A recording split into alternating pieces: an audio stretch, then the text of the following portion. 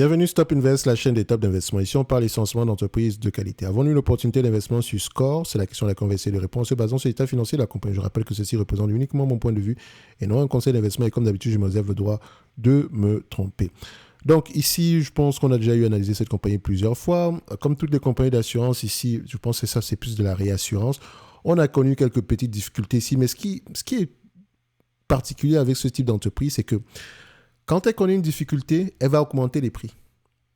D'accord? Surtout quand elle doit également, quand elle doit vous assister par rapport à un problème que vous avez eu, vous l'assurez, elle va augmenter vos polices d'assurance. Parce que vous devenez plus à risque. Vous avez déjà eu à demander un remboursement ou bien à ce qu'on vous assiste par rapport à un quelconque souci. Donc, ce qui m'intéresse sur ce genre d'entreprise, c'est la stabilité des bénéfices. Et encore, les bénéfices, quand vous les regardez, ils sont issus de quoi? Est-ce que c'est le différentiel par rapport au premium ou bien ça provient des différents investissements? Faites très attention. Et évidemment, sur ce genre d'entité, dépendamment du type d'assurance qu'on a face à nous, je préfère généralement acheter ces entités-là à un prix qui se rapproche ici des actifs tangibles nets par action. OK? Mais ces actifs tangibles nets par action-là ont également tendance à fluctuer parce qu'ils sont constitués de quoi? Vous allez voir ici, on a des investissements dans certaines entités.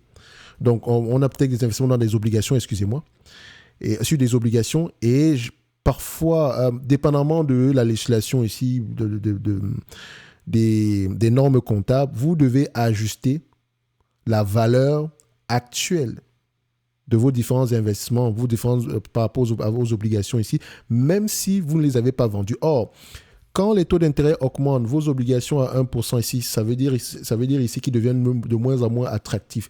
Donc, si vous essayez de les revendre ici aujourd'hui, il va falloir les revendre avec une certaine décote. D'accord? Or, le but n'est pas souvent de les revendre ici, donc vous allez pouvoir récupérer vos cash si vous arrivez à maintenir ici si vous arrivez à garder ici l'obligation jusqu'à maturité. D'accord?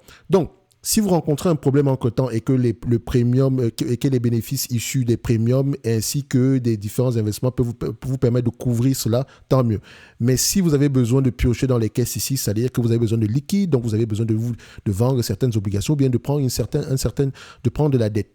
Donc vous pouvez le voir ici au niveau de balance sheet. Ça reste ici. Voilà, on regarde ça pour Score SE. Bref. Voilà, donc vous voyez ici qu'on a énormément d'investissements, près de 23 milliards. Et dans le 23 milliards en question, vous allez voir ici qu'on a à peu près quelque chose dans Other Investment, mais je pense que c'est Total Fixed Income Security Investment, parce que ce chiffre ici a disparu littéralement pour se retrouver ici. Je pense qu'il se retrouve à ce niveau-ci. Il est juste ajusté en conséquence. Donc, quand vous allez regarder votre tangible book value, vérifier pourquoi est-ce qu'il augmente et pourquoi est-ce qu'il diminue. Ici, il a diminué drastiquement et pour toutes les compagnies d'assurance, je pense que vous suivez à peu près toutes nos vidéos ici. Donc, vous savez que quand on parle de compagnies d'assurance européennes surtout, on va avoir tendance à voir ce genre de variation-là. Pourtant, techniquement, je pense que le book value reste aux alentours de 28 $ par action ici. 28 € par action. Donc, avoir acheté du Score ici aux alentours ici en dessous des 28 $ ou bien aux alentours des 28 $, c'était assez intéressant. Maintenant, du point de vue bénéfice net, une compagnie d'assurance en réalité qui est bien gérée ne doit pas payer de l'argent.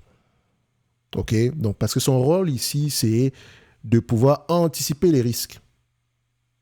OK? Et de fixer un prix par rapport à ces différents risques-là, donc par rapport aux polices d'assurance ici, pour pouvoir assumer ces différents risques-là. Donc, c'est ça, c'est son rôle en général. Donc, sur une compagnie d'assurance, quand je commence à avoir des bénéfices nets de moins en moins élevés comme ça me stresse un tout petit peu. Ça me stresse réellement. Mais je sais également qu'elles ont une capacité d'adaptation. Donc, il faut déjà comprendre ce qui s'est passé ici, sur cette période-ci, avant de se projeter dans le futur. C'est souvent bien ici de regarder, on s'attend à avoir des bénéfices nets de plus en plus élevés dans le futur ici. C'est très, très bien. Mais il y a des compagnies d'assurance qui sont plus compliquées que d'autres. Comme ici, vous allez voir que 50% du temps, les analystes se trompent. Donc, c'est un business qui n'est pas très prévisible non plus. Et il faut faire donc attention. Elle a un bon bilan, c'est déjà une bonne chose. D'accord, le bilan est assez solide ici. Puis vraiment, un raccourci, vous pouvez juste regarder la note ici attribuée par le S&P 5 par Moody's ou bien par Standard & Poor's. D'accord, donc vous pouvez regarder ici. Les compagnies financières, que ce soit assurance, banque, tout au-dessus de A. Dès que le moment où vous commencez à avoir BBB, B plus, B moins, je ne sais pas quoi, B quelque chose, faites attention. Ça ne veut pas dire que c'est mauvais, mais faites attention. Les banques, les assurances doivent avoir un bilan financier solide. D'accord? Solide. C'est comme par exemple NYBC, New York Community Bank, CB, Bancorp. Je pense que vous avez entendu parler de cette compagnie dernièrement qui a fait une acquisition, qui a énormément de dettes en date d'aujourd'hui. Elle doit augmenter ici comment on appelle ça? Elle doit augmenter ici son capital afin de pouvoir survivre. Pourtant, ce n'était pas une si mauvaise entreprise, hein, sauf qu'elle se retrouve dans une situation où la plupart ici de ces crédits sont tournés sur le secteur commercial, l'immobilier commercial ici qui est un tout petit peu en difficulté. Donc par exemple, quand vous regardez les bancaires ici, bon, le plus important c'est de savoir à qui est-ce qu'on a prêté cet argent. Est-ce que ces personnes-là remboursent tranquillement? Donc c'est-à-dire est-ce que les taux de défaut sont à peu près stables? Et comme vous pouvez le voir ici, elle n'est pas notée. Donc ce qui veut dire ici qu'on n'arrive même pas à lui attribuer une note. Donc passez votre route. Comparez ici à une entité comme JP Morgan, que j'aime bien, que je considère toujours également comme sous-évalué. D'ailleurs, on est à A-. Et l'évolution est importante. Vous pouvez prendre BNP, etc. Mais ça ne veut pas dire ici qu'on n'est pas à l'abri, vous serez à l'abri des mauvaises surprises.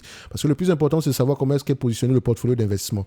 Donc, quand on parle des compagnies d'assurance comme Score, toujours vérifier ici, le bilan financier, il est composé de quoi? On investit sur quoi? Les obligations ou bien sur la dette d'entreprise, etc.